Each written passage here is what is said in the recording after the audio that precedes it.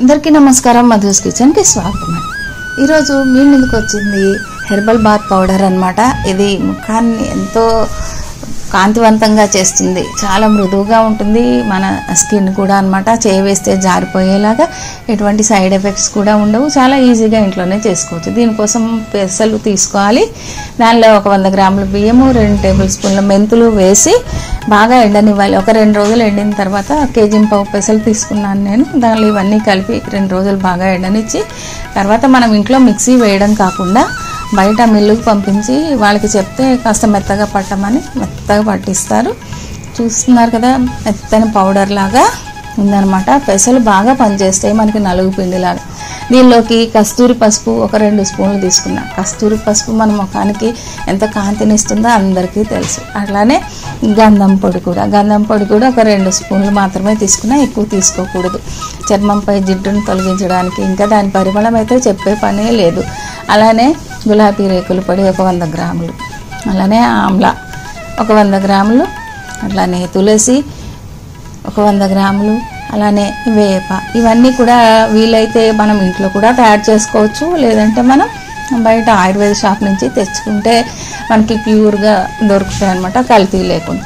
తర్వాత మారేడుకాయల చూర్ణం, ఇది కూడా మంచి పరిమళం ఉంటుంది, ముఖానికి చాలా కాంతినిస్తుంది అన్నమాట. ఆ తర్వాత తుంగముస్తలు, ఇతలు నల్లని మచ్చల్ని, ముఖంపై ఉన్న మచ్చల్ని పోగొడుతుంది. మొటిమలు ఇవన్నిటిని కూడా వాటి ద్వారా ఏర్పడిన మచ్చల్ని తొలగిస్తుంది. బావంచాలు ఇవన్నీ కూడా ముఖానికి ఎంతో కాంతినిచ్చేవే. మరి ఇన్ని హెర్బల్స్ కలిపి తయారు చేసుకున్నాం కదా. ఇప్పుడు ఆరెంజ్ పీల్ పౌడర్ అన్నమాట. ఇది కూడా మనకి కమలాపళ్ళు ఎంత శరీరానికి మేలు చేస్తాయో ఆ ఆరెంజ్ తొక్కల పొడి కూడా మనకి అంత మేలు చేస్తుంది ముఖానికి. ఇవన్నీ బాగా కలిపి చక్కగా మిక్స్ చేసి బాగా పొడిగా ఎండలో పెట్టినటువంటి ఒక డబ్బా తీసుకొని దానిలో మనం స్టోర్ చేసుకుంటే ఒక 1 ఏడాది పాటు ఉంటుంది. మనం వాడుకోవడానికి మరొక చిన్న డబ్బాలో వేసుకొని వాడుకోవాలి. చూస్తున్నారు కదా ఎంత మెత్తగా ఉందో ఇది.